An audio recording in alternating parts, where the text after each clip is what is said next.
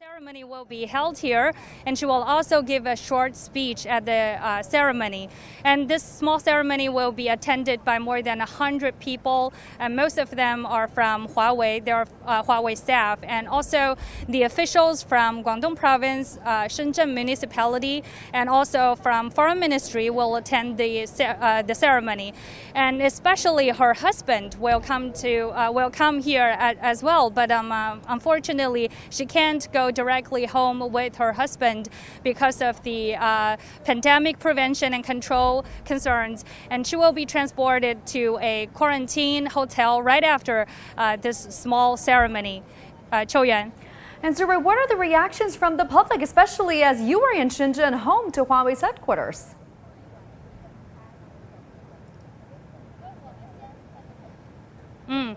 In fact, what surprised me very much today is that I actually came across a lot of her supporters, and because today's Saturday, a lot of people are actually off duty today. So they, on these free nights, they choose to come to the airport and show their support to Ms. Meng Wanzhou. And many of them are saying like they hope she will finally enjoy her free life, and she will no longer suffer from the intense relations between China and the U.S. Chouyuan. Thank you very much. Do keep in touch. Lucy Ray joining us live in Shenzhen at the airport there. Now, China's foreign ministry has slammed the U.S. charges against Meng, saying it is political persecution against Chinese citizens with the aim of suppressing China's high-tech enterprises. Well, the foreign ministry says China's position on the Meng Wanzhou case is consistent and clear. It says the fraud charges against Meng were pure fabrications, and releasing Meng is something the U.S. and Canada should have done a long time ago.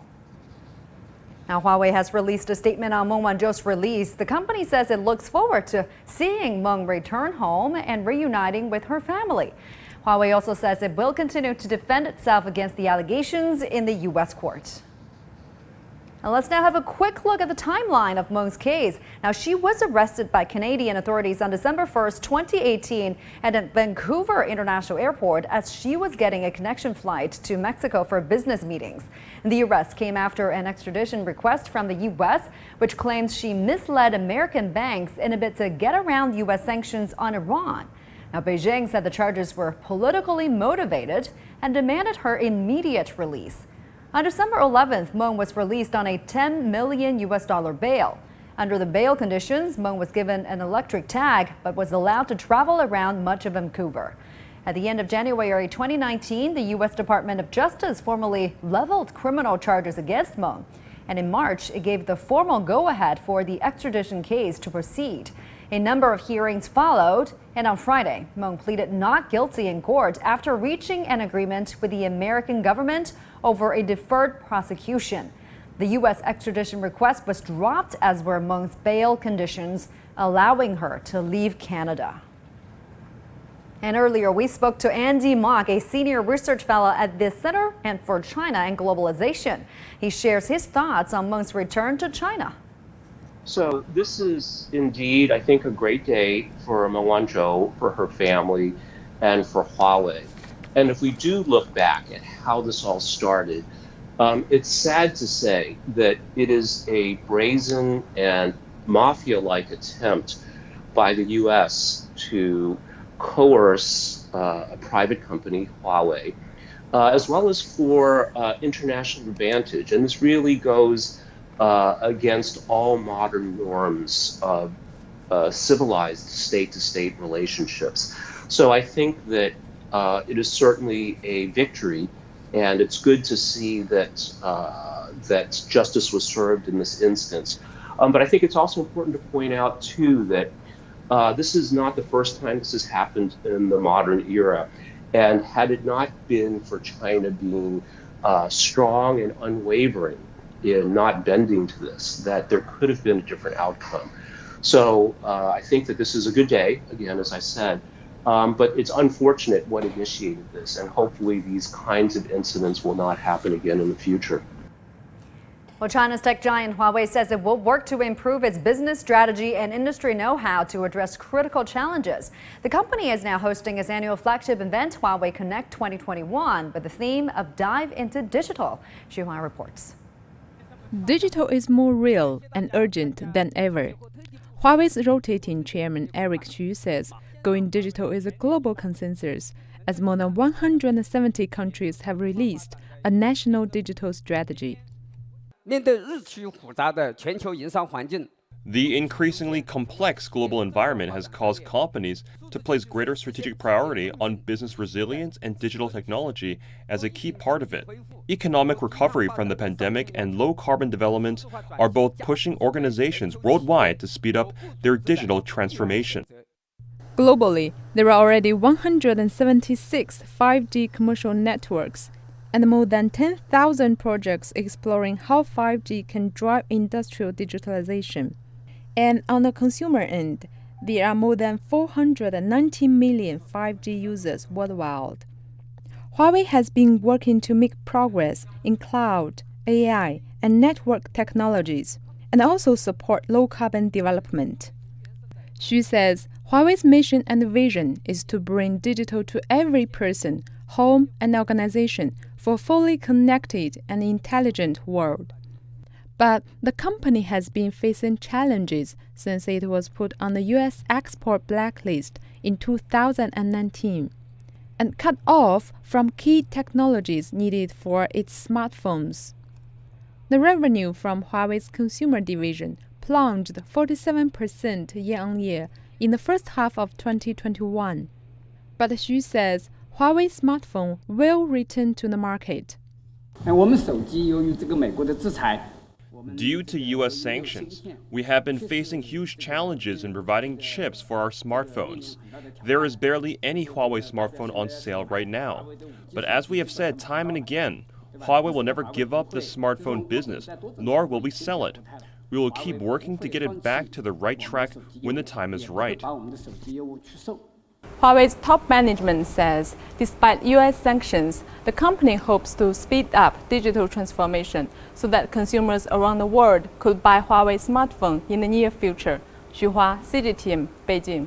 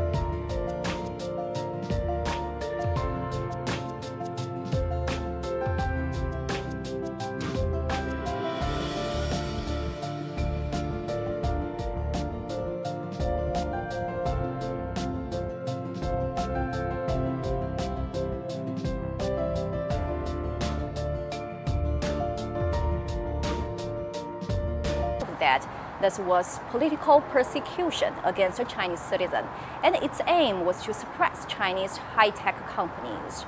The statement went on to say that the charges against Meng were purely fabricated, and even the so-called victim pointed out by the U.S., the Hong Kong and Shanghai Banking Corporation Limited, or HSBC, also showed documents which were enough to prove Meng's innocence. Beijing called the actions of the U.S. and Canada typical arbitrary detention. The enterprise Meng works for, Huawei, also released a statement. The Chinese tech giant said it looked forward to Meng's arrival home. Despite the welcoming news, however, it said it would continue to defend its own rights against legal claims that it flouted U.S. sanctions. A spokesperson for the Chinese Foreign Ministry, Zhao Lijian, posted a note on his personal social media account saying, "Welcome home." It seems to resonate with the feelings of many Chinese people who have been following the story online, who say they're happy to see Meng back in China. Qiuyuan, back to you. Appreciate the latest. Wanhui joining us in Beijing here. Well, it's a long journey home, but one Meng Wanzhou will have been relishing. During her nearly 3 years of detention in Canada, the Huawei executive says she experienced many hardships, but managed to overcome them all. Wang Qiwei tells us more. 4 days after the Mid-Autumn Festival, a national holiday in China where strong family ties are celebrated, Meng Wanzhou will get finally a chance to sit down with her own family after over 1,000 days of detention in Canada. She suggests the whole episode may have made her a stronger person. Over the past 3 years, my life has been turned upside down. It was a disruptive time for me as a mother, a wife, and a company executive. But I believe every cloud has a silver lining. It really was an invaluable experience in my life.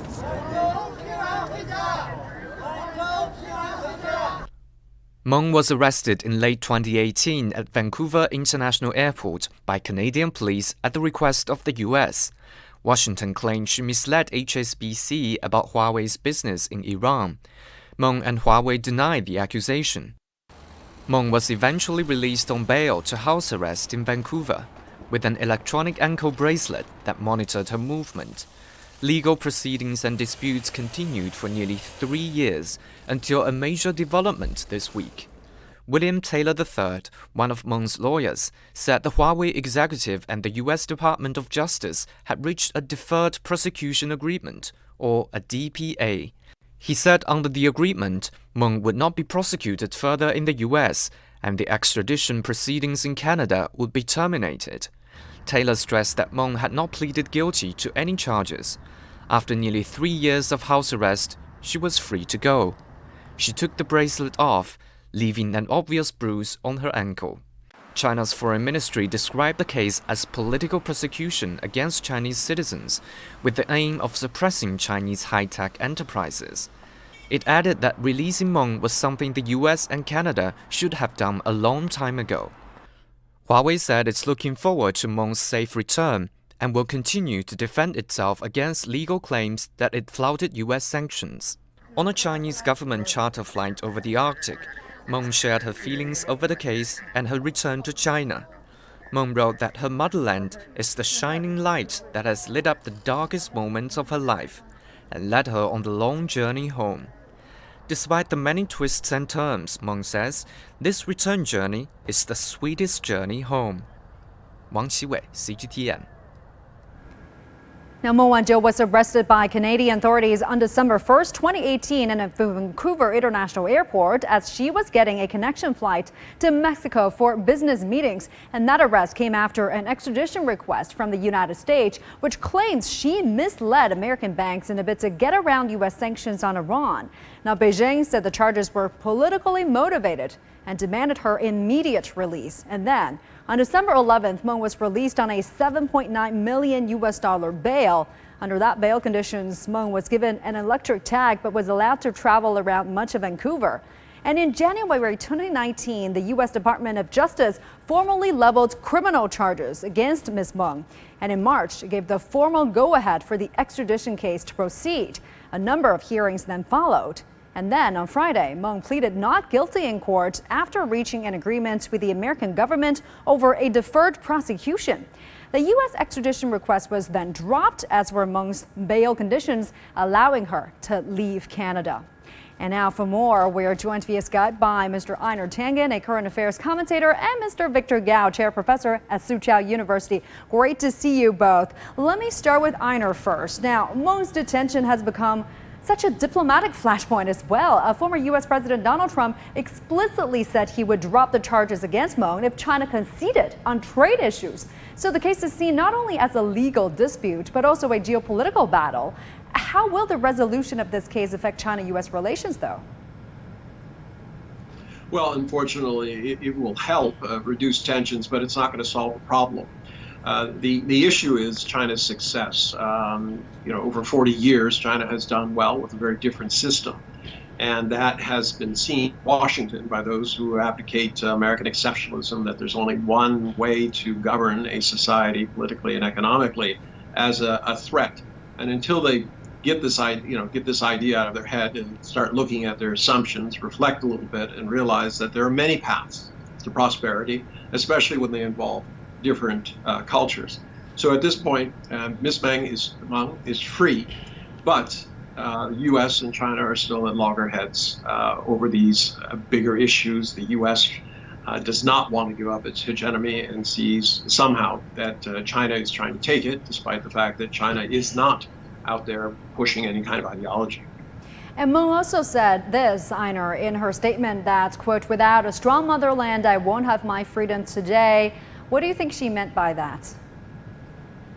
Well, there's been absolutely unwavering support by both the government and the people over her case. Everyone saw this as basically she was, just being used by a terrible situation, geopolitical situation. She was a pawn, and she was the victim of an unscrupulous bully, and that bully was Donald Trump. I mean, he explicitly grabbed her. He thought he would get a treasure trove of information from her electronic gear. There was nothing there. And, he made it very clear that she was a pawn, that he wanted something. This was a transaction. He was going to kidnap somebody's daughter and exchange her, leverage her to get what he wanted. He might think that's great. I don't think the rest of the world thinks it is as great as he does. Einar, thanks as always. I want to bring in Mr. Gao. Now, Meng has pleaded not guilty to the charges, Mr. Gao, and she was released after entering into what's called a deferred prosecution agreement, or a DPA, with prosecutors. Now, acting U.S. Attorney Nicole Bogman said in a press release that in entering into the agreement, Meng has taken responsibility for her principal role in interpreting a scheme to defraud a global financial institution. What do you understand from this statement? Well, first of all, today is a big day of joy and happiness for Madam Meng Wanzhou, her family, Huawei as a company, and China for the Chinese nation. All of us are very happy that Meng Wanzhou is finally heading home. Her plane will land in Shenzhen very soon. So it is a great day of success. It is also a day of great compromise because, in a sense, both China, Canada, and the United States can claim partial victory for how this case is resolved. Now, as far as the U.S. prosecutor's offices is concerned, well, they signed this deferred prosecution agreement in which Madam Meng Wanzhou acknowledged her responsibility for something which the United States said is leading to fraud. For example, Meng Wanzhou didn't plead guilty. In a common law system, whether someone is guilty or not does not depend on the charges by the prosecutor or by the government. It will eventually be resolved by a trial, normally attended by a jury and made by a jury decision. So Meng Wanzhou will not go through that process because the deferred prosecution will end on December the 1st, 2022, and by then she will be completely free from this allegation or charge. Now, having said that, the U.S. case against Huawei as a company is still standing, And Huawei, in its announcement, already expressed its willingness and commitment to fight the allegation of the United States in due process. But that's another matter. So, in a sense, I think China is absolutely right. Meng Wanzhou is returned home today as a free person, and the whole nation is celebrating her coming back home, and she has pleaded not guilty to all these charges. I hope the United States will realize that it will be futile to come up with such charges or allegations against a Chinese national going forward if they hope that by doing so they can surprise China, they can surprise Huawei, they can achieve their goals without really going through fair and equitable competition or normal business transactions. This is, I hope, a big lesson for the United States decision maker, and I hope the US government going forward will behave better. And the day when Meng Wanzhou was arrested on December the 1st, 2018 will be marked as a dark day in history. Now, as we speak, Ms. Meng is on her way home. His plane is scheduled to land in Shenzhen, which hosts the headquarters of Huawei. And Huawei, the company, said it will continue to defend itself against legal claims that have violated U.S. sanctions. Can you tell us more about this? Why does the company still need to defend itself? Well, apparently there are at least two cases by the United States. One was against Huawei, against her, and against her as the vice chairman of Huawei and the CFO of Huawei. Now, there is a separate case against Huawei as a company. Now, normally, when you are talking about corporate violations, if any, similar to what Huawei was accused of, normally you just bring the case against the company rather than against individuals or senior management people of the company. But the United States, in this particular case, pursued both Meng Wanzhou as a person and Huawei as a company. Now, by dropping the extradition, by agreeing to defer the prosecution against Meng Wanzhou, the United States seems to have dropped the whole idea of pursuing after Meng Wanzhou as a person. They may concentrate on pursuing Huawei as a company at a future date, but that will be a completely different case, and Huawei as a company will have enough wherewithal and commitment to stand up firmly to go through due process in the United States if it is necessary, to argue in front of the jury if it is necessary about the right and wrong of what happened exactly. Now, on the other hand, the United States is infamous for its long-arm jurisdiction against foreign companies or foreign countries or foreign nationals, because in this particular case, Huawei is a Chinese company. Huawei normally should not be subject to the jurisdiction of a U.S. law or administrative regulations, but the United States, behaving as the top dog in the world, behaving as the superpower of the world, they normally put themselves above the rest of the world. They want the rest of the world also be obligated to observe the U.S. law, which in many parts of the world, we think it is completely absurd. But this is the reality in the world today. Corporates, Chinese or other countries' corporates, need to be aware of this long-arm jurisdiction of the United States and how to avoid being snared up by such long-arm jurisdiction of the United States. Always appreciate your perspectives and insights, Mr. Gao Zhikai, joining us here live in the studio. Thank you. Now, many Chinese and foreign netizens have been sending their best wishes to Meng Wanzhou and her family. Now, Meng's half-sister Yao Anna posted on Chinese social media platform Weibo, expressing her happiness to see the family reunited and appreciation of all the efforts made by the Chinese government. The news of Meng's return has become one of the top 4 searches on Weibo, with nearly 10 million searches. And many Chinese netizens are congratulating the Huawei CFO, attributing her return to her perseverance and the support of the Chinese government. And the CG artist Bu Heqilin has welcomed Meng's return with a piece depicting a national rescue from what he sees as monstrous U.S. charges.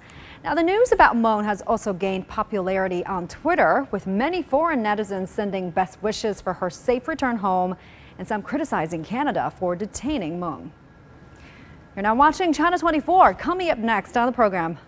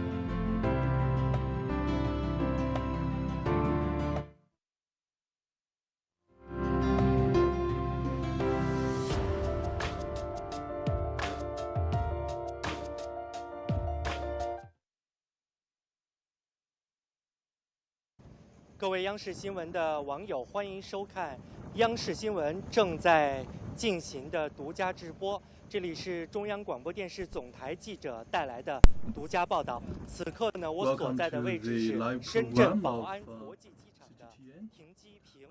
我先带大家来看一下现在距离。I'm right now at the Bao'an International Airport in Shenzhen, and let me bring you on a look about the latest information that we have gained, and we believe that in 1 hour we can expect the landing of the charter flight of Meng Wanzhou, and we are ready. We're waiting here at the airport, and now let's take a look at the runway of the Bao'an International Airport. In a few moments, the chartered flights of the Chinese government will arrive and land here. And after landing, the airplane will be ushered to this parking place. And then the hatch of the airplane will be opened. We have arranged a stairway, and Meng Wanzhou will walk down the stairway, and we are making preparations, and later there will be a big crowd, and later we're gonna follow the COVID-19 rules for prevention and control, and later Meng Wanzhou will greet the crowd that is welcoming her return, and she will also make some brief remarks. And right across where she will walk out of the aircraft is a crowd of more than 100 people, and that includes representatives from the government of Shenzhen and Guangdong, and also from China's Ministry of Foreign Affairs, and most importantly, her colleagues and relatives will also be here to welcome her return. And right now, her friends and relatives and family members, they are getting here, and later we will keep you updated about her return, and you are kindly advised to stay tuned for this program, and later we're going to show you her return and landing of her aircraft.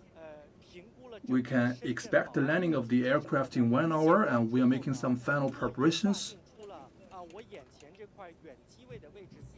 We have evaluated the situation here at the Shenzhen Bao'an International Airport, and we have designated this particular place for the landing of the aircraft and for the comeback of Meng Wanzhou. And you can see that this place is not quarantined, and we have a lot of working staff that is laying the carpet. And this is the final step of preparation, and just earlier we have made a lot of adjustments with the purpose of aligning that to the landing position of the aircraft. And you can take a look at the stairway vehicle, and that is ready already, and later it will drive to the exact position of the hatch of the aircraft. And right now we're just assuming that the aircraft will park here, and we are making some final preparations. We have staff joining us from the Shenzhen International Airport, and also government officials from Shenzhen, from Guangdong, and also from China's Ministry of Foreign Affairs. We are working here as a team, and we are getting ready for the final return of Meng Wanzhou. The peaceful return of Meng Wanzhou is a manifestation of the strength of China. And you can see that beside me we have working staff measuring the ground. And this is simply to guarantee that we can put the cockpit in the right place, because Meng Wanzhou is flying home from Canada, And we have to put in place very draconian measures for COVID-19 prevention and control. So we hope that we can put in place the most standard procedures of COVID-19 prevention and control. And in the meantime, we are welcoming her return with great enthusiasm and passion. And on this side, if you take a look at the runway, there are preparations going on as well. And you can see a lot of the planes, they are taking off and they are landing. And as I speak right now, there are 2 planes landing at the airport. And this is a very important transportation hub. It's a very crowded airport. So we are taking into consideration all these factors while ensuring the successful return of Meng Wanzhou. We'll be joined by all the viewers of China Central Television, and because finally, after 1,028 days, Meng Wanzhou is coming back to her mother country, and later journalists from China Media Group and also China Central Television and also the new media platform of the China Central Television Network will stand here and will stand by and will keep you updated about the return of Madam Meng Wanzhou.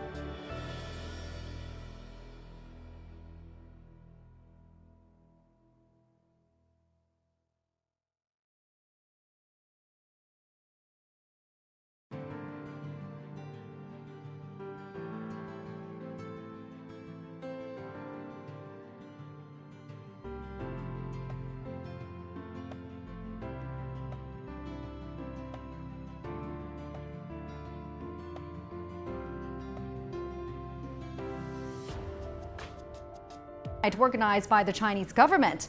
She will undergo 3 weeks of mandatory quarantine after leaving the airport. Well, it's a long journey home, but one Meng Wanzhou will surely have been relishing. During her nearly 3 years of detention in Canada, the Huawei executive says she experienced many hardships, but managed to overcome all of them. Wang Qiwei tells us more.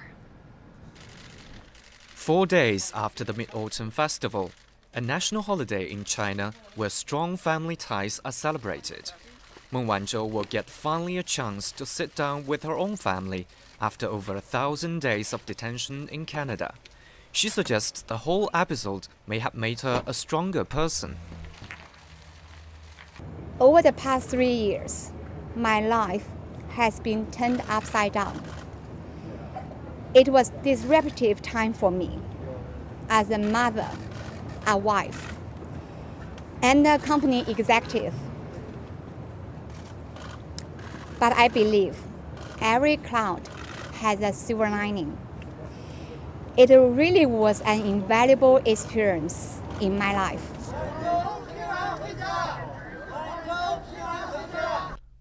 Meng was arrested in late 2018 at Vancouver International Airport by Canadian police at the request of the US. Washington claimed she misled HSBC about Huawei's business in Iran. Meng and Huawei denied the accusation. Meng was eventually released on bail to house arrest in Vancouver, with an electronic ankle bracelet that monitored her movement. Legal proceedings and disputes continued for nearly 3 years until a major development this week. William Taylor III, one of Meng's lawyers, said the Huawei executive and the U.S. Department of Justice had reached a deferred prosecution agreement, or a DPA. He said under the agreement, Meng would not be prosecuted further in the U.S., and the extradition proceedings in Canada would be terminated. Taylor stressed that Meng had not pleaded guilty to any charges. After nearly 3 years of house arrest, she was free to go. She took the bracelet off, leaving an obvious bruise on her ankle. China's foreign ministry described the case as political persecution against Chinese citizens, with the aim of suppressing Chinese high-tech enterprises. It added that releasing Meng was something the US and Canada should have done a long time ago.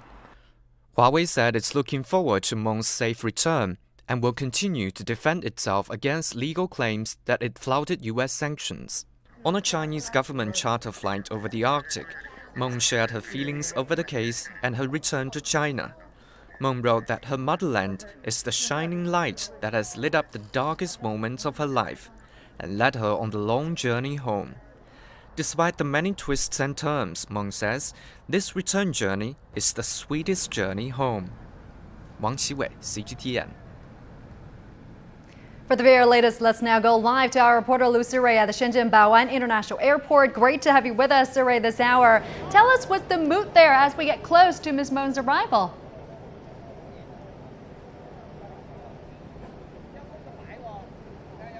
Yes, now it's just an hour before her arrival, and changes have been taken at the scene. As you can see on my left hand,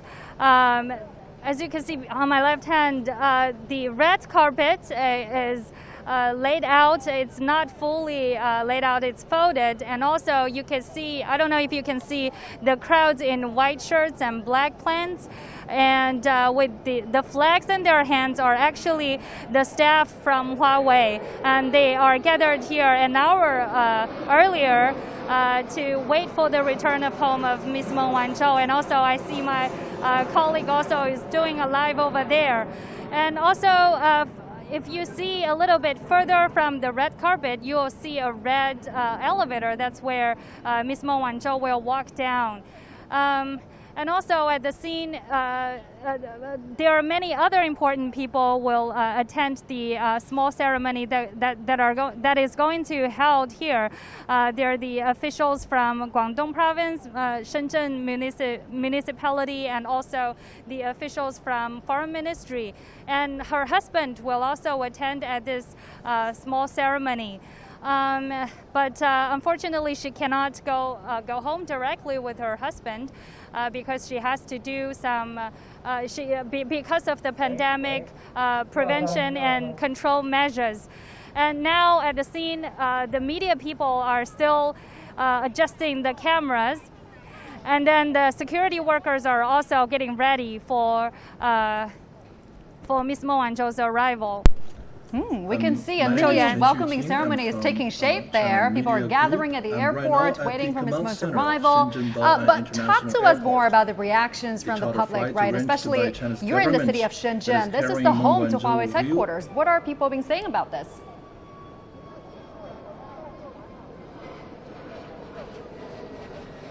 Yes, so in Shenzhen, I actually came across a lot of Ms. Meng Wanzhou supporters.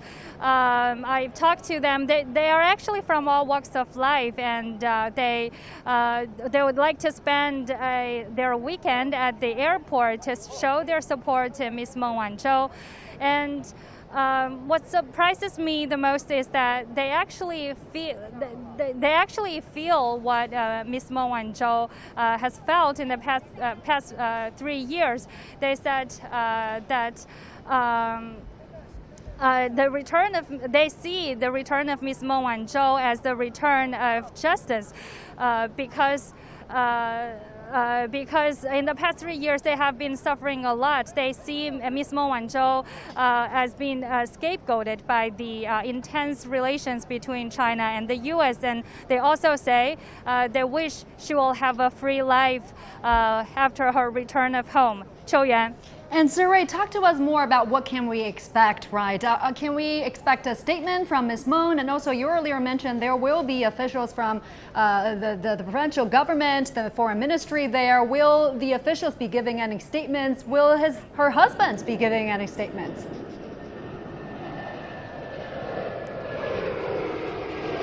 Yes. So at the ceremony, Ms. Meng Wanzhou will deliver a short speech. But as far as I know, the officials will not make any statements. But Ms. Meng Wanzhou will deliver a short speech, and then she will do a nucleic acid test on the bus. Then she will be transported directly to a quarantine hotel later. All right, thank you very much, Lucy Ray, joining us live at the Bao'an International Airport there in Shenzhen. Appreciate the latest. Please do stay in touch. Now, members of the public have been among those waiting at the airport to welcome Meng Wanzhou's return. Take a listen to this. I mainly want to see her health problems, how her physical condition is. Also, I hope that after she returns to China, she can walk and travel around, relax and calm down after the unhappy events in Canada. I've been paying attention to this incident since it first began up until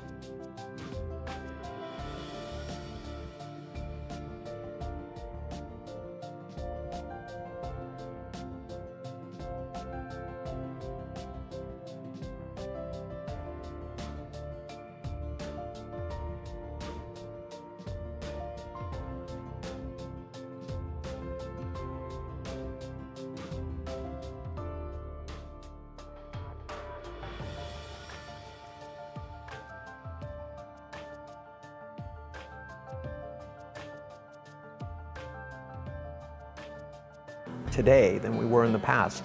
How is that possible when in essence he's kidnapped her, all right, is holding her for ransom against her father and the Chinese government and her own liberty for his own political gain? The sanctions in the act was quite clear. There are no condition of qualifications. Can the government do something? We say it certainly can. It has the legal authority, always respecting the rule of law and the independence of the courts, to intervene now and put a stop to this extradition proceeding. In the building where Meng Wanzhou used to work, there is a library which she helped set up. At the entrance, a guest book caught my attention. Many employees left messages for her, wishing her well. One such message reads, Wanzhou, which literally translates into late boat in Chinese, please come back soon. Let's have more perspectives onto this. We're now joined by Chair Professor of Soochow University, Mr. Victor Gao, and my colleague, Ms. Tian Wei, the host of World Insight here on CGTN. So pleasure to have both of you with us. Let me start with you, Tian Laoshi. You've been following the story very closely for some 3 years now. Were you expecting to see the news today? Were you surprised? It was a pleasant surprise, shall I put it that way. However, when you think about it, nobody should be surprised because there are so many working around the clock behind the scenes, and there are so many who have strong belief that sooner or later Wanzhou, Ms. Meng, will come back home, and this is what's going to happen very soon. So a lot of people are extremely happy, but this is not the end. As we are looking at December of 2022, there are still more things to go for her personally. Well, for the Huawei company itself, there is also a legal case against Huawei. So I'm sure from now until then, there will be a lot of things going on. Yeah, Mr. Gao, talk to us what happens next, right, for Ms. Meng Wanzhou and for Huawei. First of all, for Ms. Meng herself, she pleaded not guilty, and they reached this agreement of deferred prosecution agreement. Talk to us about what does this mean for her?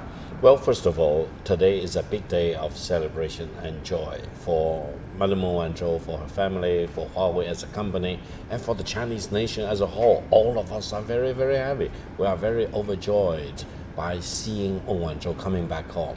She's expected to land in Shenzhen momentarily, and I think that will really be the start of many days and weeks of celebration of her safe return home. Now, secondly, normally people in China do not read that much between the lines for the DPA, which is a very legal document to start with. Secondly, DPA has several things. It's not MPA, it's not non-prosecution agreement, it's deferred prosecution till, as Tian Wei said, December the 1st, 2022. So there is still more than 1 year to go. Now, for the agreement, both the U.S. prosecutors as well as Meng Wanzhou have agreed to certain conditions. Now, these conditions are very important because the U.S. side can say, okay, you don't violate your conditions. If you violate, I can cancel the DPA and then restart the whole process. Now, if everything is settled, if everything is abide thereby, then the United States will formally drop the charges against Meng Wanzhou on December the 1st, 2022. So let's hope everything will be smooth sailing for Meng Wanzhou, and by December the 1st, 2022, everything will be over as far as Meng Wanzhou is concerned. Now, there is a separate case by the United States against Huawei as a company, which is a separate case, and Meng Wanzhou's personal case hopefully will be dropped officially by December the 1st, 2022.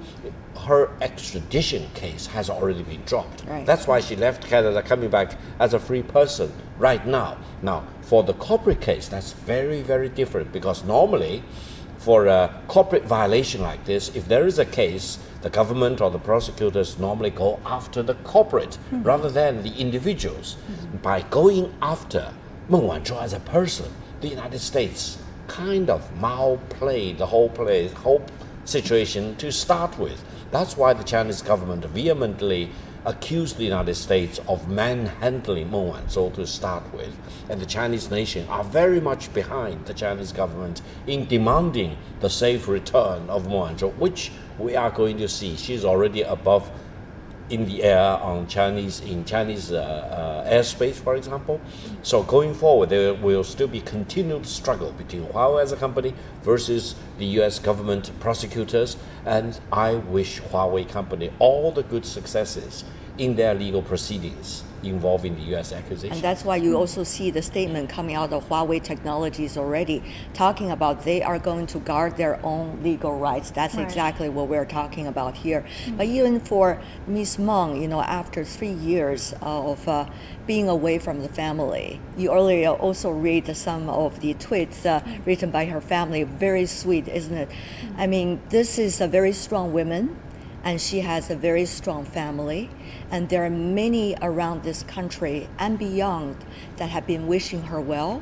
She even, before departing the plane, had been thanking many of the friends that she got to know in Canada, and many of those coming from different parts of the world that are been supporting her. So what we are saying here is not just about China or a Chinese person or a Chinese company, but rather people are trying to seek truth and protect those who are not guilty. And you actually spoke to Ren Zhengfei, right, the founder of Huawei and also the father of Ms. Meng Wanzhou after she was detained in Canada. What was it like? Was he hopeful? Was he helpless? She was detained in Canada December 2018. And my conversation with Mr. Ren Zhengfei took place almost half a year later. It was 2019 in June. So it was not one-on-one interview, but a very interesting, exciting setting, a conversation between Mr. Ren Zhengfei and 2 U.S. tech gurus at that time. I remember their name, Nicholas Ponte and also Mr. Gilder. They were having a conversation about how the two countries with the technological cooperation could make each other better. But at this time already, political tensions already arising during the Trump administration. So Mr. Ren, when I was asking him, indicating, what about the safety of your daughter? He didn't answer it directly. He was more talking about the company. He said he has never expected that a country like the United States would go after his family and his company in such a heavy way with so many different attacks and heavy blows. He said at that time that he didn't realize that how could the United States try to cut Huawei's ties with any American university, with any American supplier, and with any American company. But he also praised many of his partners in the United States throughout the year, saying they are genuine in cooperating with Huawei, and they are still cooperating. I think even today that is still happening, even though in a much later sense. So what I'm trying to say is that behind the story of Ms. Meng, there's a much bigger story, as we all know, about how tech companies in 2 different countries can work with one another, and how the world should form a system in which every country's tech companies should be mutually respected. And how will that work out? Of course, it takes a lot of efforts between cooperation between China and the United States. Now, Ms. Meng's case in terms of being dropped, the extradition charges, already in a way indicate that there could be things that can be done between the 2 sides to make things at least a bit easier. You were spot on, I think, on the situation that a lot of other tech companies in China that's facing, similar to what Huawei is facing. Mr. Gao, do you think that Chinese tech companies are prepared for this? I mean, those allegations against Huawei still remains. Huawei still remain on the trade blacklist in the United States. A lot of tech companies like TikTok, they are remaining under heavy scrutiny by the United States. What's going to happen next for them? Well, I think it is true that there are people in Washington who have not come to terms with the imminent reality or the imminent prospect of China surpassing the United States. And they are committed to do whatever they can to hold China down, to hold China's peaceful progress going forward. Now, that will not work. I would say China's rise is inevitable. It is the mega threat that everyone in the world need to get accustomed to. So I hope those people, especially in the decision-making positions, will come to terms with that prospect, because it's going to happen. No one can stop that. Now, the United States has targeted Huawei as a threat to the U.S. national security. I suppose the U.S. security will be strong enough to withstand whatever that comes from one single private company like Huawei. So don't be over anxious about so-called attack against U.S. National security. We think the United States is very strong, it's a very powerful country, so don't be too inferior in your own complex as a great country, as a great nation. Now, if the United States is worried or scared of Huawei, come on. There are more than dozens, if not hundreds of similar companies which are coming out from the big Chinese pipeline. So if the United States is scared of Huawei, there will be lots of other corporate situations that the United States may need to be scared of. So it's better to calm down, deal with each other in peace, with tranquility, and acknowledge that Huawei is truly an outstanding tech giant that in China, everyone loves Huawei, and I hope people in the rest of the world will also need to get accustomed to the excellence of Huawei as a company.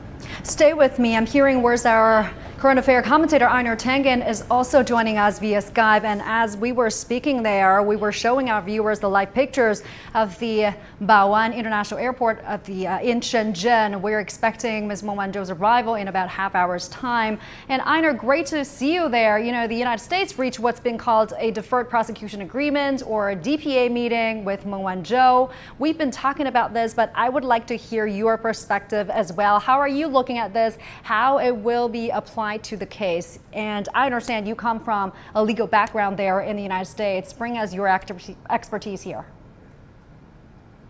Yeah, I was on both the prosecution and the defense side at one time, but not a long time, 5 years. But what you have, a deferred prosecution agreement, is basically say don't do anything wrong for a little while and everything's fine. Now, given that she will be in China, there's really not anything that's going to go wrong. So I would expect this to go very smoothly. But let's look behind this. I mean, the United States was tossing around all these serious accusations against her and Huawei, and all of a sudden it just appeared. Why? Well, if you go back to the hearing that was held before Justice Holmes, the last 2 days, she was asking the Crown, who was representing the U.S. in their extradition case, what are you charging her with? Now, when the judge is asking you at the end of a case what you're charging the defendant with, not just on one day, but 2 successive days, you know that you're in trouble.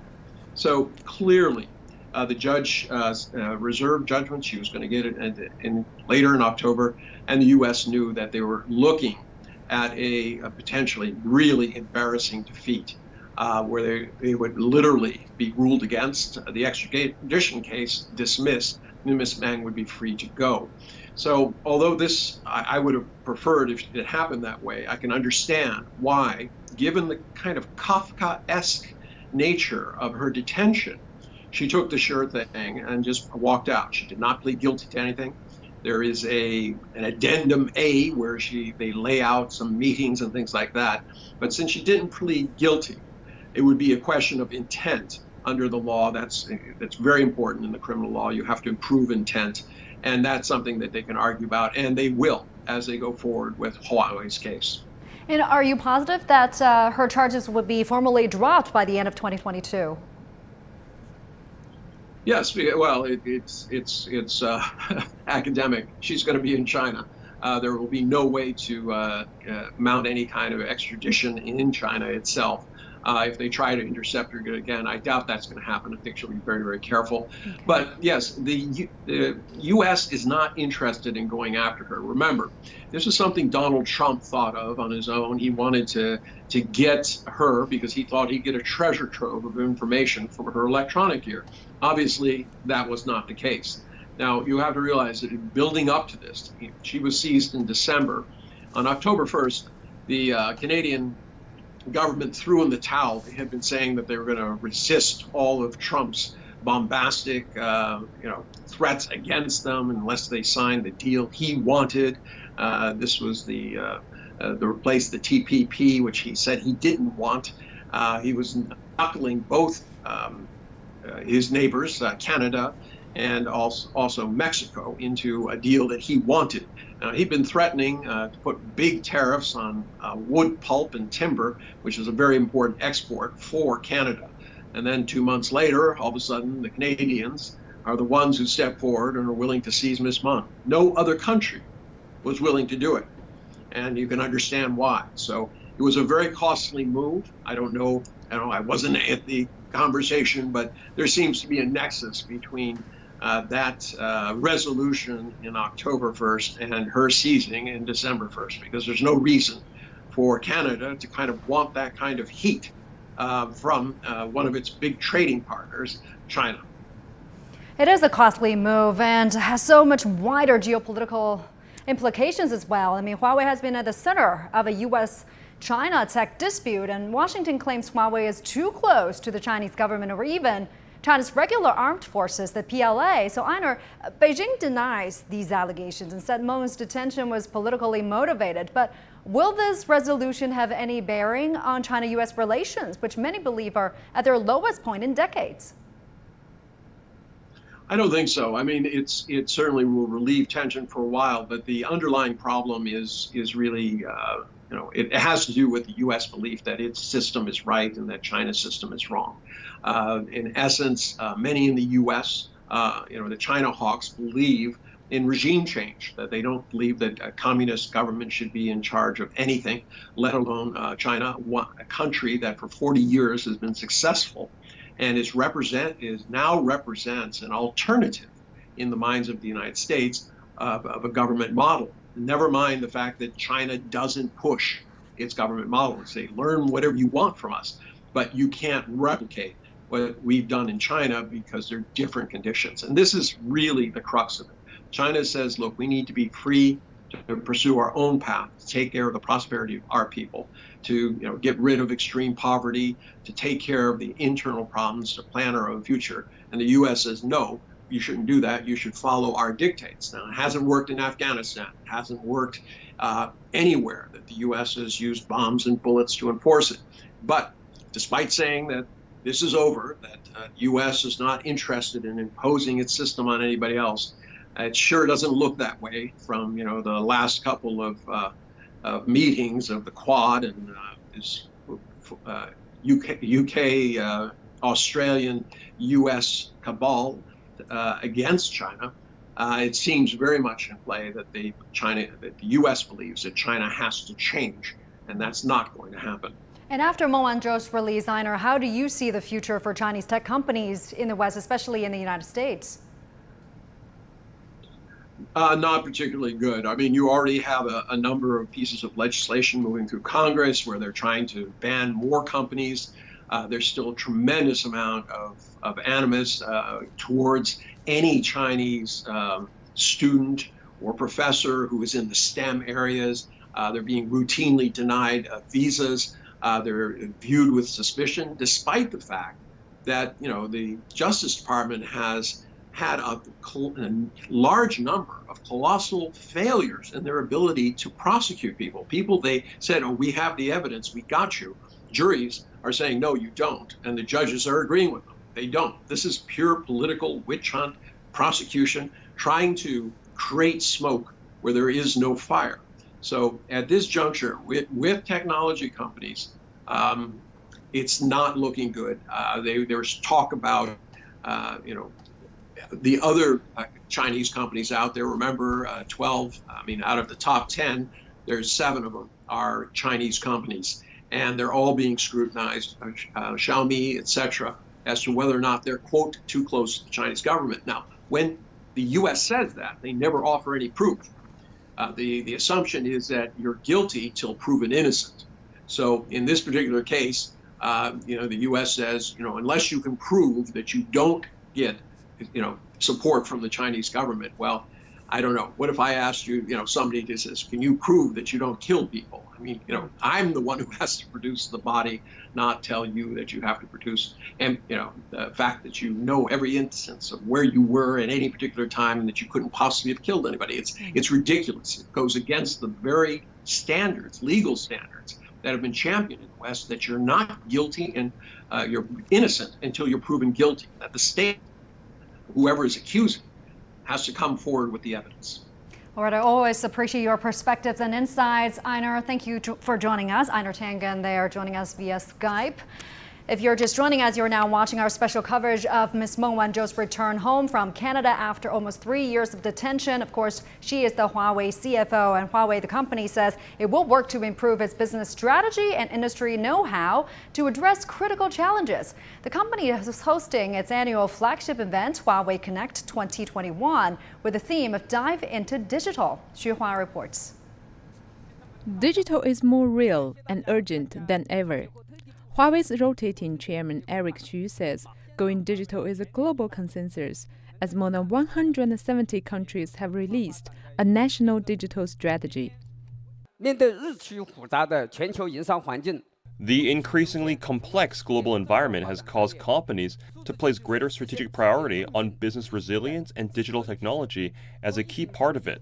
Economic recovery from the pandemic and low-carbon development are both pushing organizations worldwide to speed up their digital transformation. Globally, there are already 176 5G commercial networks and more than 10,000 projects exploring how 5G can drive industrial digitalization. And on the consumer end, there are more than 490 million 5G users worldwide. Huawei has been working to make progress in cloud, AI, and network technologies, and also support low-carbon development. Xu says Huawei's mission and vision is to bring digital to every person, home, and organization for a fully connected and intelligent world. But the company has been facing challenges since it was put on the U.S. export blacklist in 2019 and cut off from key technologies needed for its smartphones. The revenue from Huawei's consumer division plunged 47% year-on-year in the first half of 2021. But Xu says Huawei smartphone will return to the market. 我们手机由于这个美国的制裁。 Due to U.S. sanctions, we have been facing huge challenges in providing chips for our smartphones. There is barely any Huawei smartphone on sale right now. But as we have said time and again, Huawei will never give up the smartphone business, nor will we sell it. We will keep working to get it back to the right track when the time is right. Huawei's top management says, despite U.S. sanctions, the company hopes to speed up digital transformation so that consumers around the world could buy Huawei smartphone in the near future. Xu Hua, CGTN, Beijing.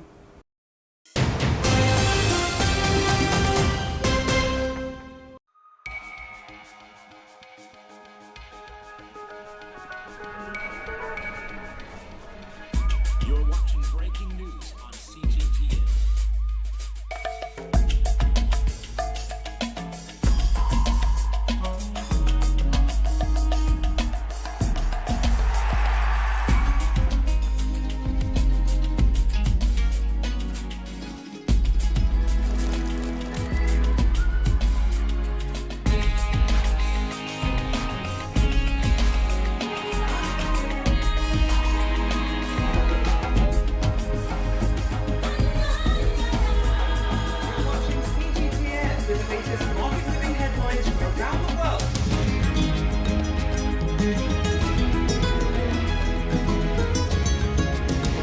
Welcome to the world today on CGTN.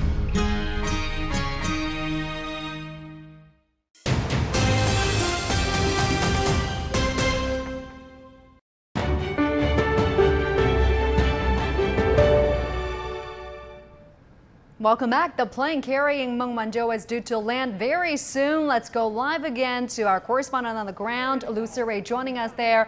Lots of actions happening there. Siray, what do you have for us?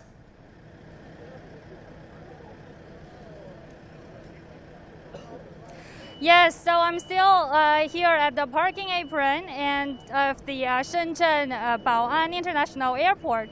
And it's just in a couple of minutes, Ms. Meng Wanzhou will finally arrive here. And as you can see now behind me, the crowds in white shirts and black hands and waving their flags. They were just conducting their final rehearsal of the short ceremony, and they were singing songs like patriotic Chinese songs just now. And also at the scene, I see some medical workers in their protective gears. I don't know if you can see, it's actually blocked by this elevator, but they have bunches of flowers. I believe they are red roses, and they will be later, I guess, delivered this red roses. As you can see, red roses, come, yeah, to Miss Meng Wanzhou. And also here at the scene, media people and the officials are still conducting the final arrangements before her arrival. Yes, Chou Yuan. All right, we've seen the medical staff on standby. We've seen the staffs from Huawei ready to welcome for the arrival. Thank you very much, Lucy Ray, joining us live in Shenzhen there. Now, Huawei's founder and CEO Ren Zhengfei spoke with the Chinese national broadcaster CCTV in 2019, and he said he was confident that the case would be resolved through legal channels. Take a listen. First, I want to say thank you to the party and the state for protecting the rights of a citizen. What we can do is depend on the power of law. The issue should be resolved by law, and I do believe it can be resolved. When Meng Wanzhou was first detained, Huawei insisted it had complied with all applicable laws and regulations in the countries where it operated. Huawei has been shut out of the market in several Western countries who cited, quote, network security. But Ren was still confident that as Huawei can secure customers with its highly advanced 5G technology. This is a competition, and you do well or you don't. If you do well, you will certainly have customers. You don't have to worry. I've never worried about this. I told Western reporters that the best 5G technology in the world is made by Huawei. The best microwave in the world is made by Huawei. There are only a few companies in the world making 5G and only a few companies making microwave equipment. Only one company makes microwave and 5G well. When we combine 5G and microwave transmission, we don't need optical fiber. We use ultra-wideband, which is cheaper, and it has been put into use in less developed countries, some of which are in Africa. In Western countries, many live in individual houses. Installing fiber optic in every household is too expensive. But without it, they cannot watch 8K TV. Huawei provides small base stations that connect the neighborhood at an affordable price. We are the only company that can do that. All right, let's talk more about this. We're now literally just moments away from Ms. Meng Wanzhou's arrival. And Tian Laoshi, talk to us more about the relationship that Ren Zhengfei shared with his daughter, Meng Wanzhou, right? This is such an extraordinary family we're talking about. Well, this is an extraordinary family, just like any ordinary family. There is a beautiful relationship between the father and the daughter. I remember Mr. Ren Zhengfei once told me on the sideline of the event that I hosted between him and two American tech gurus, he said, being a father is much more challenging than being the CEO and the president of Huawei. And I think he's not being modest when he said that. He really meant it because it's not just about giving the love. It's also about when to give the strength and how to provide the strength. And I can see Mr. Ren very proud of the moment that Meng Wanzhou finally made it with all the efforts of the family and the country. So I think that's one part of that relationship. The other part of that relationship can be well reflected in some of the interactions after Ms. Meng was detained in Canada. I remember Ms. Meng wrote a letter for her father's birthday party, and she described her father as the deep sea, as the high mountain, and as the sky. I mean, the Chinese love to use these kind of words, right? Beautiful words. They are not just a way to describe, but rather how much that weighs to her, the weight of her father. And I also remember Mr. Ren at the time, between the end of 2018 to now, he has been several times talking about Meng Wanzhou. Once he said, I think it was at the most difficult time against Miss Meng, he said, now my daughter has become an internationally renowned person overnight, he said. And I think when he was trying to poke a joke like this, it was not about the joke itself, but rather about let's be optimistic. And also, let's see the silver lining of every cloud. That's exactly the word Ms. Meng used during her letter to the public after she boarded the plane. So I think there is just like any family, the strength is being handed down through generation. But we'll see what her role will be in Huawei after her 14 plus 7 days quarantine. Yes. That would be very exciting. You know, as a professional woman, what her choice of life and of profession will be after all these saga, and also even before the end of 2022, in which we hope dust will eventually settle down. But from now until then, I'm sure there will be also twists and turns, even though we want to knock the wood to wish her and her family best. But everyone in this still need to endure with strenuous effort and also with very strong heart. And now looking at the bigger picture, Mr. Gao, what kind of impact will the release of Meng Wanzhou have on the relationships between China and the United States, China and Canada?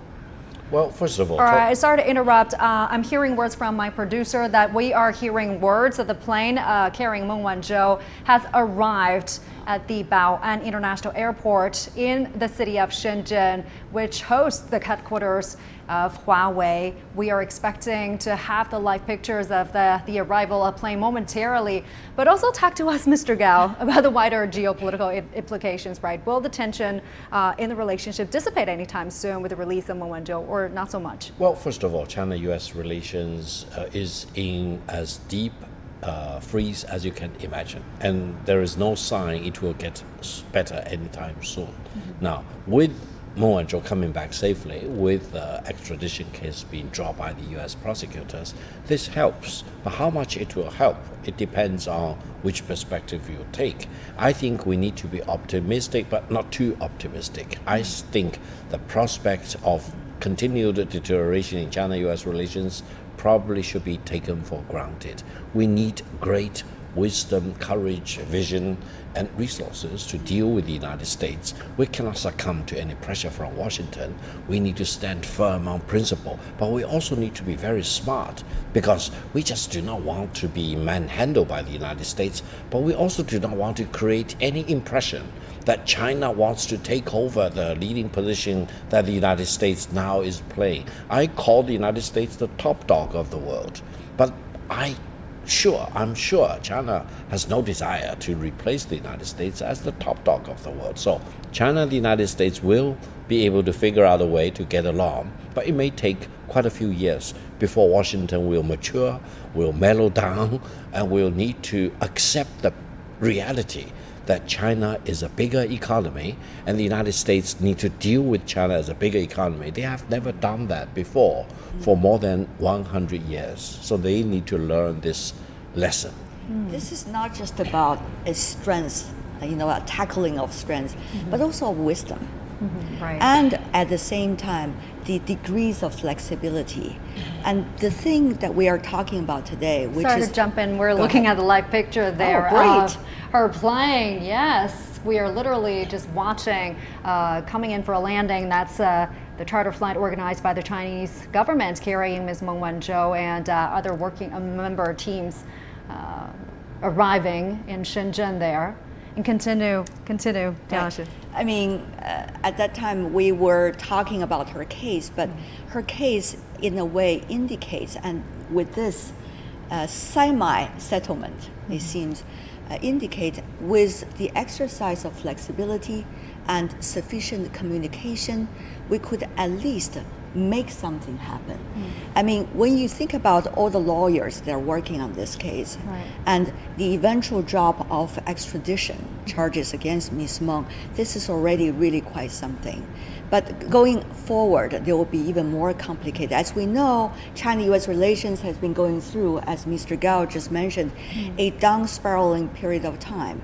And the U.S. has been in its habit of exercising long-arm jurisdiction. So you cannot expect the U.S. to change, even though we advise them to change, because that shouldn't be the norm. However, there are many realities that both China and other countries have to deal with. I think this is the moment with Ms. Meng's arrival in Shenzhen, a moment of warmth for the family, a moment of reunion between her and her beloved ones, but also a moment to reflect back about using our wisdom and strength all at the same time.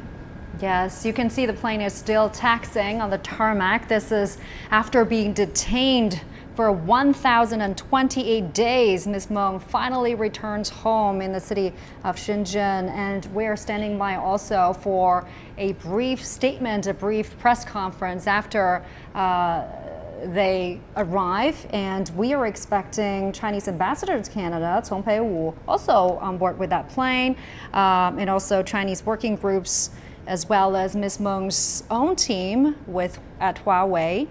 At the airport earlier, we've seen staff from Huawei ready to welcome Meng's arrival.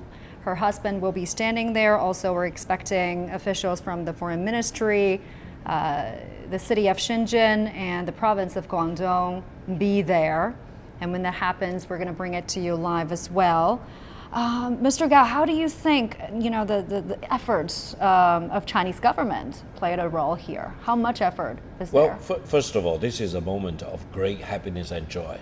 Now, this cannot happen, could not have happened without the strong support of the Chinese government. I think the Chinese government is the biggest resource of strength and inspiration and commitment behind Madam Meng Wanzhou in her more than 1,000 days of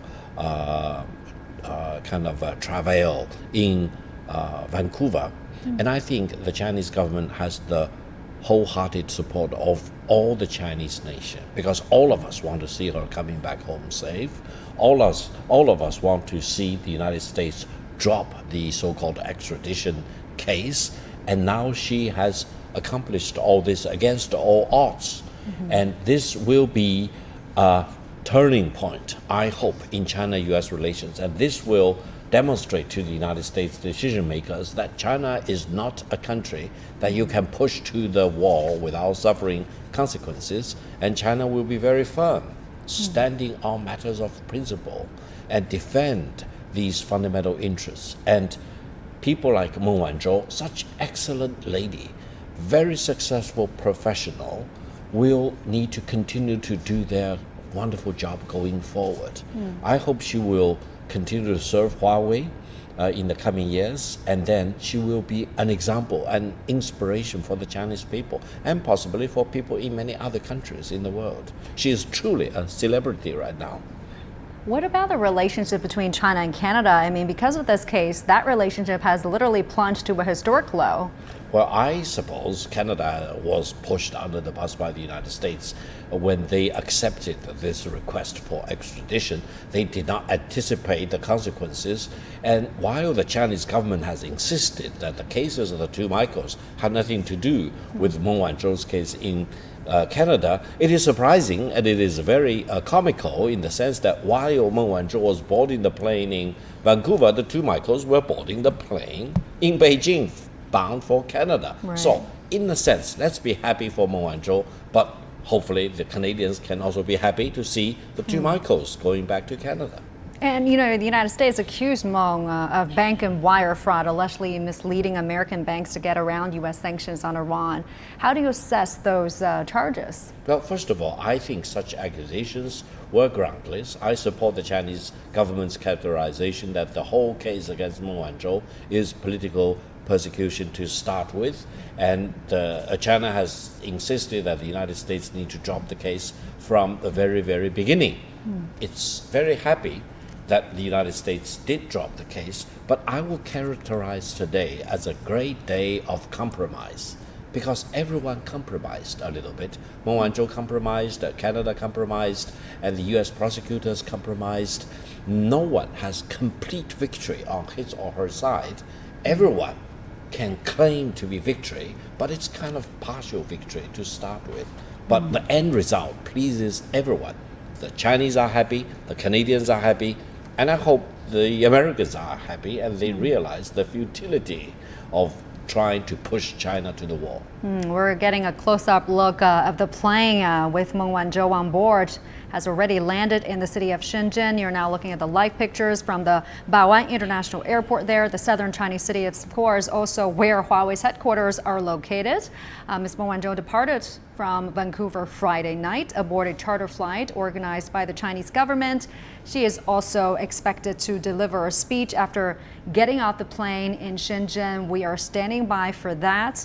And Ms. Meng was detained in Vancouver at the request of the United States in December 2018 on fraud charges, as we've been discussing. U.S. authorities have sought to extradite Meng from Canada, and they accused her of misleading banks into processing transactions for Huawei that breached U.S. sanctions against Iran. Also, Meng Wanzhou, the daughter of Huawei's founder Ren Zhengfei, had previously denied any wrongdoing, and Huawei says it will continue to defend itself against the United States allegations. And Mr. Gao, Beijing said U.S. actions against Meng was driven by politics and a desire to constrain or contain high-tech Chinese companies. What's your take on this? Absolutely. I think this whole case against Meng Wanzhou was mishandled from the very beginning by the U.S. government. They probably expected too much from capturing Meng Wanzhou in Canada, extraditing her to the United States. They thought they probably could scare Huawei to death. They could get a lot of mileage in dealing with Huawei, forcing a lot of concessions onto Huawei, and in its turn, forcing China to make major concessions in the so-called trade war between China and the United States. I think now they realize they could actually achieve nothing like that. The end result is completely opposite of what the U.S. decision makers started more than almost 3 years ago. And I think the U.S. decision makers need to realize that the long arm reach against China, against major Chinese companies, most likely will not work in the future. They need to change tactic going forward. If you think about the transition we have been seeing since the detaining of Ms. Meng over the past 3 years, at the very beginning, it was mainly targeting at one tech company from China, Huawei Technologies, and one individual that are working for this company, Ms. Meng Wanzhou. But now, over the past 3 years, we already see the relationship deteriorating from one company to a huge number of companies, and also from one individual to strategically attacking China from Washington's side. But I still want to indicate that Ms. Meng Wanzhou's case this time, that she is finally coming back home, be united with her family, could be a pleasant starting point for those who have been working very hard around the clock on both sides, in China and in the United States, to feel encouraged a bit so that they will continue their fight, because there has been a relationship for 40 years that takes generations to be established and enriched, and nobody should now destroy it, because it is in the interest of both people, China and the US, that we are talking about here. We are seeing the plane has almost come to a complete stop there, and we're expecting Ms. Meng Wanzhou emerging from that plane any moment from now. We have learned that Ms. Meng will be accompanied by Chinese ambassador to Canada, Mr. Cong Pei-wu. And as you probably did see a little earlier, there are some 100 people there waiting at the airport for Meng's homecoming. Among them are Ms. Meng Wanzhou's husband as well. Also, Deputy Governor of Guangdong Province, Deputy Mayor of the city of Shenzhen, officials from the Chinese Foreign Ministry, as well as Executive Chairman of Huawei. And Meng is expected to make a speech after getting off the plane, literally moments from now. And after that welcoming ceremony, we have learned that Ms. Meng will take nucleic acid test on board a minibus and go through quarantine measures as COVID precautions. And Ms. Meng Wanzhou earlier expressed her gratitude to China, right, saying she won't be getting her freedom without the great motherland. You know, before she boarded the plane to China in Vancouver, she said this to the press that her life was completely disrupted, right, by the 3 years. Oh, let's listen in. We have actually hearing some explanation by our journalist down there. Perhaps we could have the simultaneous English translation up.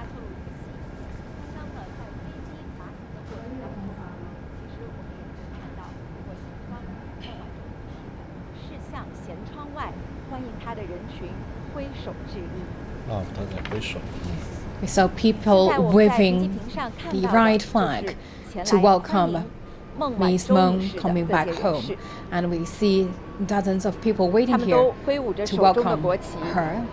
You can see they're waving their flags as the national flag with unremitting efforts of the Chinese government. On September 24th, on board of the charter flight arranged by the Chinese government, Ms. Meng on her way back home after more than 7 days stranded overseas. Now it's time for her to come back and reunite with her family. And also before departing, he also made a short remark, and she said a big thank you to the government and also to the people. Without their help and support, she could not make to today. And also Ms. Meng also issued a message saying that although facing a lot of difficulties, but this is also the heartwarming journey back home. We can see people all holding a right flag, that's the national flag, and we're waiting for the big moment coming, waiting for Ms. Meng emerging from this airplane. Among the crowd, we can see more than 100 people from all walks of life. And also we can see this banner saying, "Welcome Ms. Meng Wanzhou back in home." I believe everyone looking forward to seeing Ms. Meng coming out from the airplane.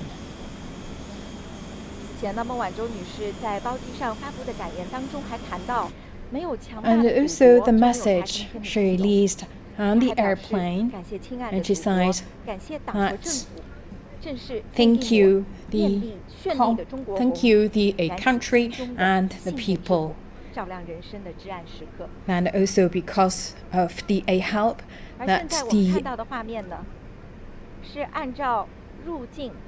she said that my yearning and longing for my country ignited the fire of faith in my heart, illuminated the darkest moment of my life, and led me on the way home. And also we can see the people for the COVID-19 precaution will enter to the airplane. It's a busy night, but of course I believe everyone right now switch their attention to this chartered flight.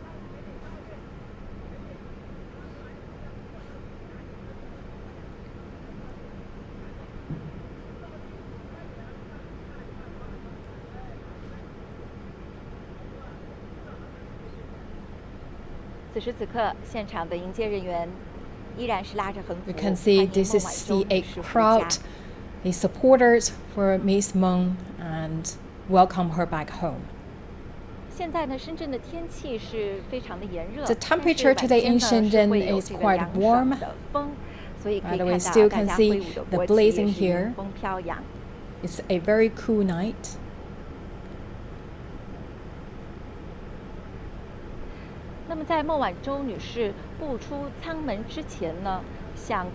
Before Ms. Meng emerging from the airplane, she will first receive the precaution for COVID purpose. So we need to wait for a little bit long time.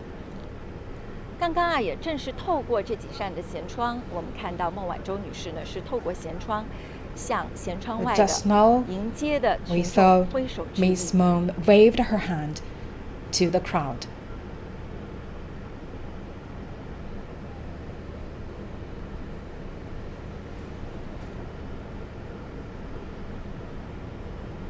现在我们也可以看到，有一位机场的工作人员也是登上了舷梯。 Now can see the a staff for the airport right now doing the preparation. 中央广播电视总台的直播报道团队，我们也是通过我们直播画面带给大家第一手的信息。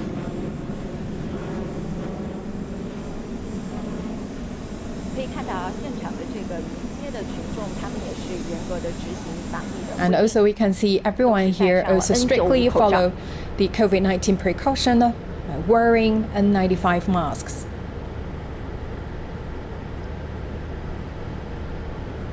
那么稍后我们也了解到，即将在机场举行的这样的一个 According to our knowledge, there will be a brief welcome ceremony.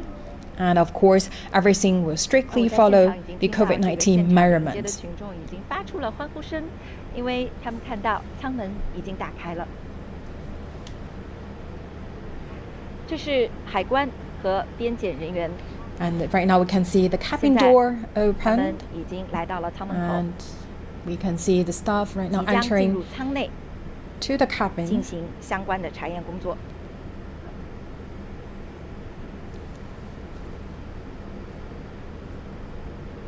这也是严格的按照入境管理规定来执行的。 And this is also strictly followed the regulation. And we can see that's the staff from custom. And they will start to do the inspection work.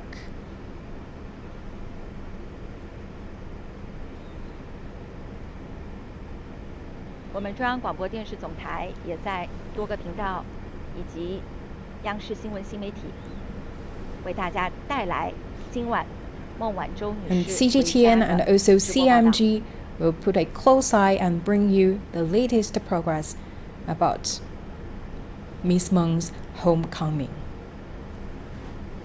透过画面也可以看到，海关和边检人员呢正在和舱内的人员 Now we can see that's the hatch door already opened.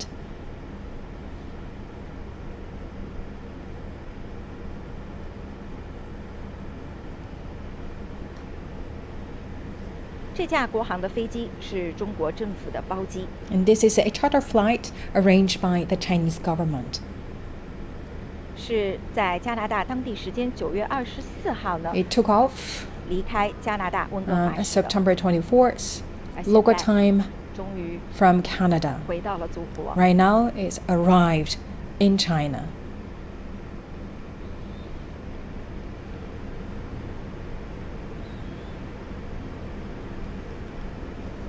现在也可以看到，海关和边检人员现在呢已经是 And right now we can see the staff from custom and the immigration inspection finished their work.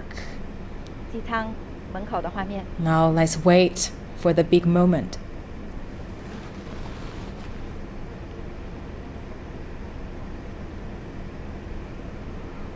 现在我们看到孟晚舟女士 Right now, here she is. 来到机舱门口，向欢迎的人群挥手致意。 Ms. Meng Wanzhou waving her hand to the crowd. 她今天也是穿了一身红色的服装。 And in very beautiful red dress. 现场我们听到很多的人嘛在高声的欢呼，欢迎回家。 And also we can see the crowd is saying, "Welcome back home."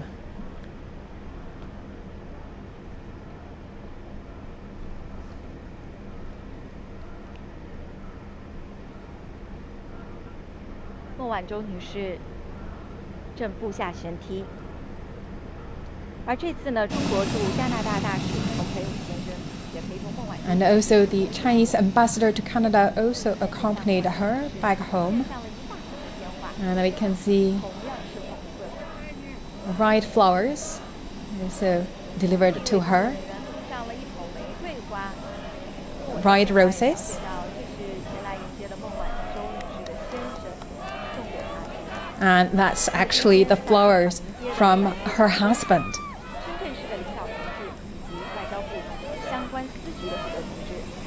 And among the crowd, you see a staff from the foreign ministry and also the officials from the local authorities.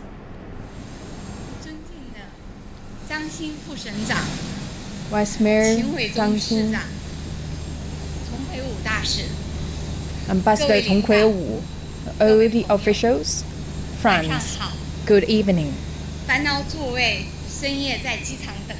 Sorry for keep you waiting this late evening. Finally, I came back home.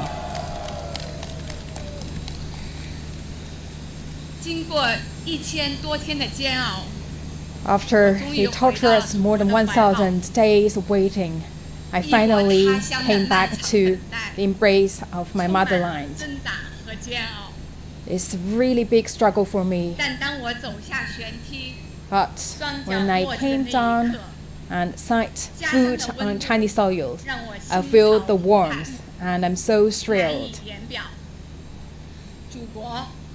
The motherland, right now, I'm back to you.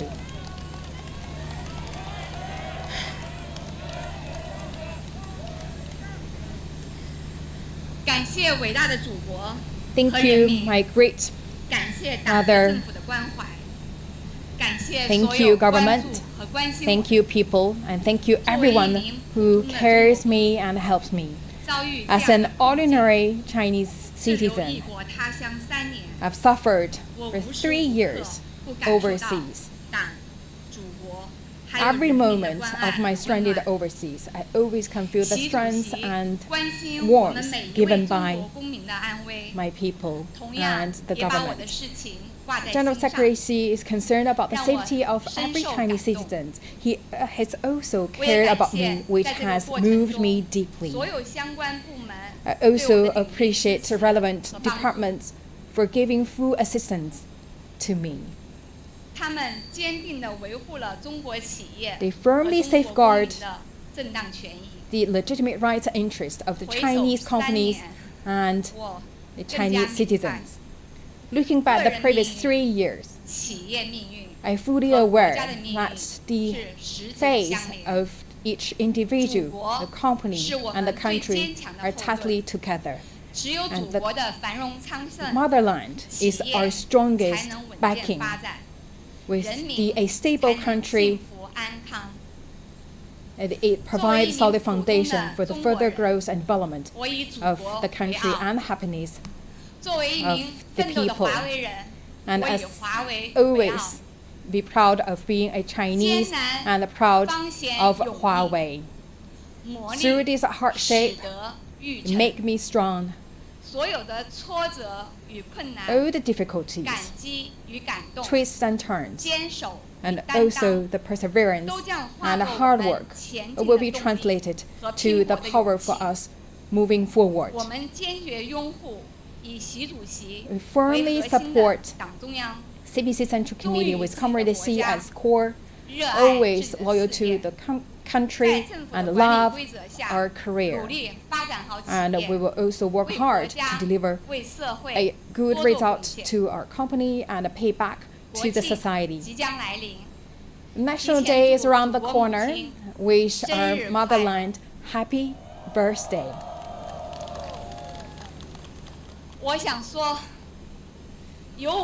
I would like to say that every place with red flag, that's the belief for me, that's the beacon for me. If there is a color for that belief, then that's China right.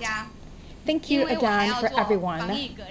I will strictly follow the anti-pandemic quarantine regulations and wish everyone happy National Day. Thank you all.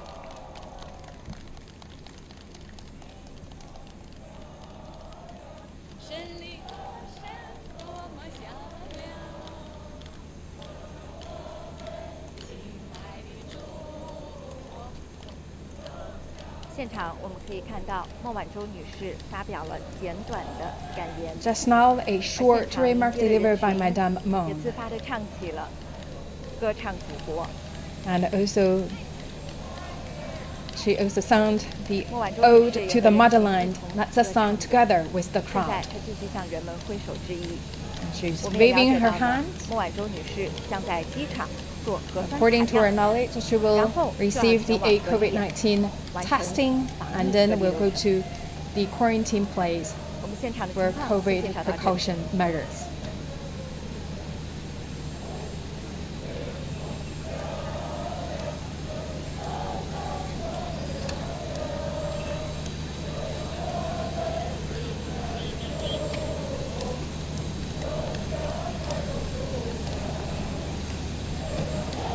All right, that was Ms. Meng Wanzhou giving a short statement after arriving at the Shenzhen city. Now hopping on board that minibus heading to quarantine hotels. Quite an emotional speech there saying, finally, I came back home, motherland, I am back. Ms. Meng Wanzhou in that fabulous red dress, the color of China, as mentioned by Ms. Meng Wanzhou as well. She thanked the support of all the people who made her release possible, thanked the efforts that the government has been putting in, and also thanked all the people who has been supporting her.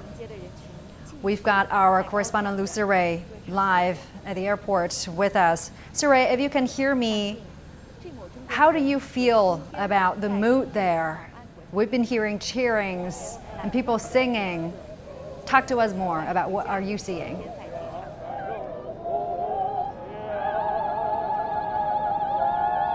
Yes, I'm actually, Ms. Meng Wanzhou just delivered a very patriotic speech, I feel, and then the people here are all delighted by her.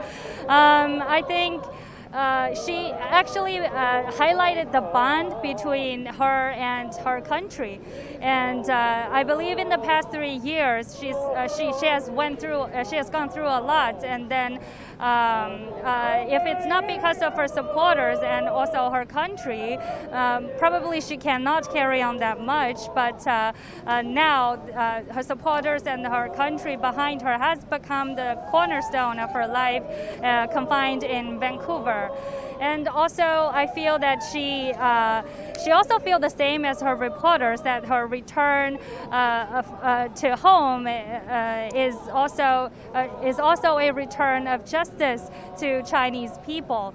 And also, I think it must have been very bad, really dark moments. She said she never grew up in these dark moments in her life, but it was actually also a very unique experience, I can say, because rarely can one individual's fate can be connected so closely, so tightly with her country or his country.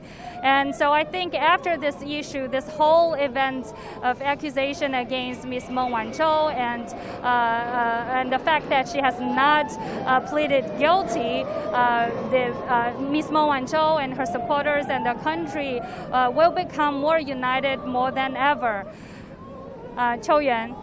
And Siray, what do we know about what's next on the schedule for Ms. Meng? She will be heading for quarantine, but what do we know about her plans after? Will she be returning to her work anytime soon? Will she take a break? What do we know?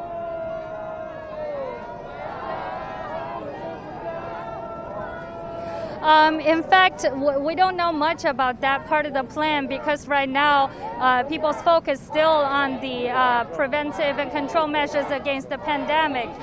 What do we know at the scene is that she just finished I believe she just finished a nucleic acid test at the bus, and now they're transporting her to the quarantine hotel.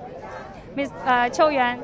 Thank you very much, Lu Siray, joining us there live at the airport. Mr. Gao, let me bring you into this. What's your reaction to what's been said there and what we just saw?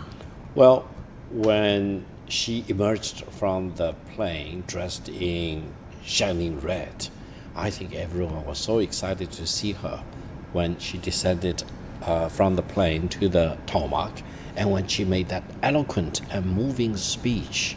I think she really spoke her heart. She talked about the motherland. She talked about, as you said, motherland, I'm back. I think it really moved lots of people to tears, because this is exactly the moment when the whole nation of 1.4 billion people plus have been waiting for more than 1,000 days.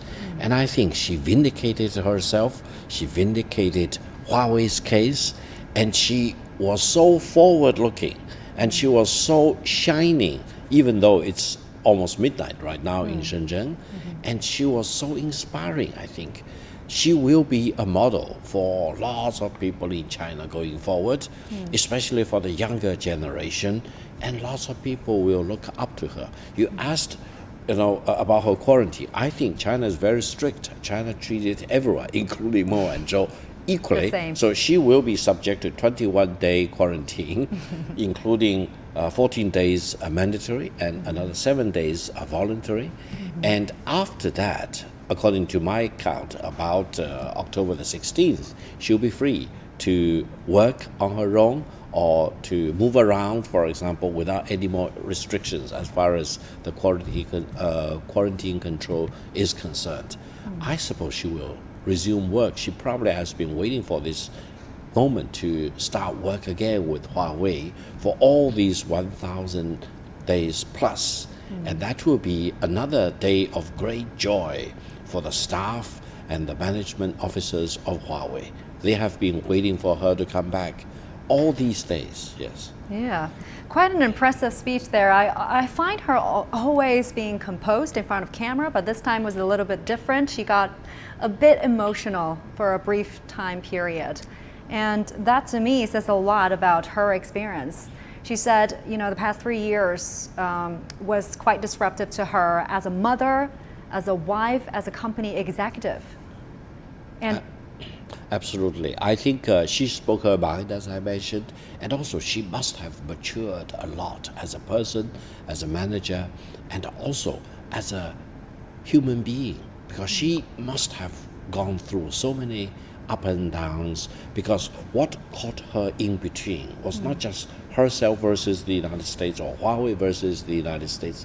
You are talking about China and the United States plus Canada, all these three countries, two largest economies in the world, and Canada is the second largest country in the world in terms of the land mass, for example. So you are really talking about being caught up in this tectonic shifts, and many things were beyond her control. What she could have done over the past 1,000 days and plus is to keep faith, to persevere, to refuse to give up, and also to cheer herself up, because once she cheered herself up, she cheered the whole nation up.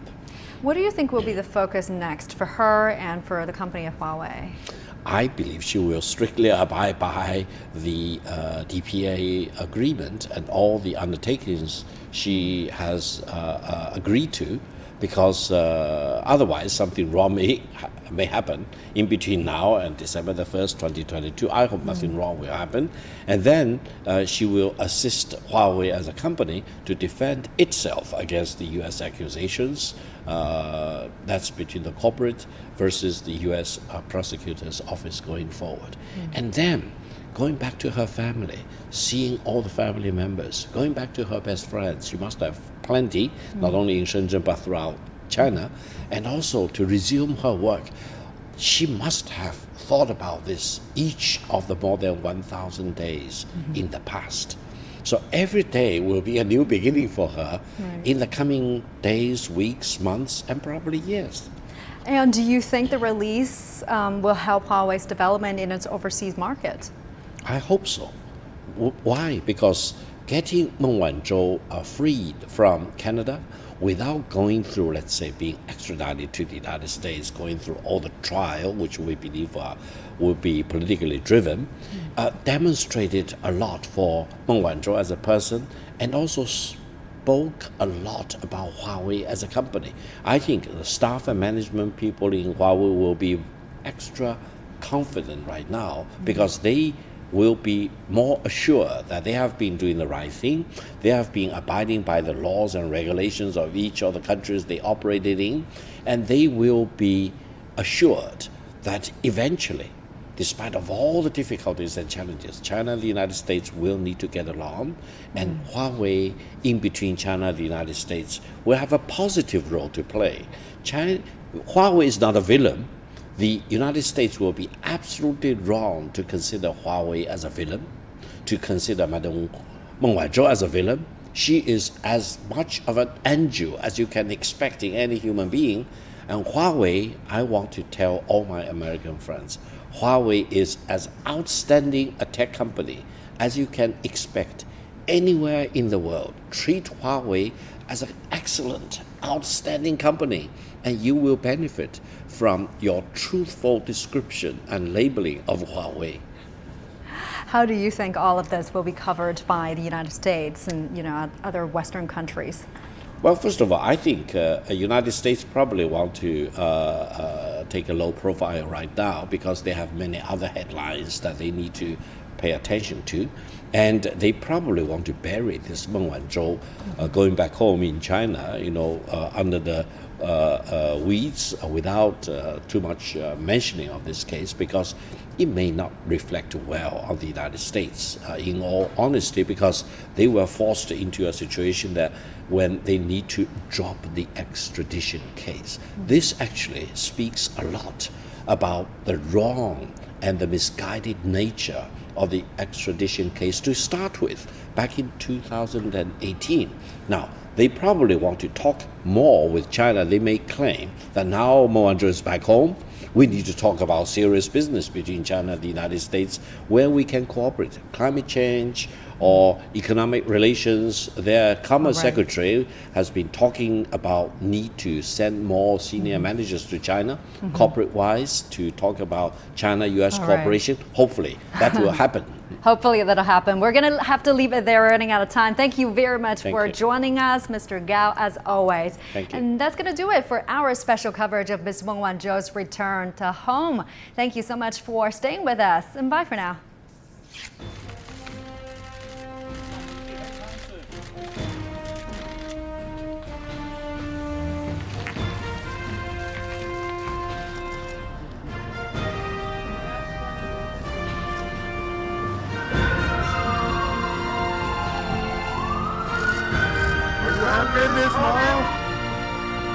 Ms. Meng will make a brief statement.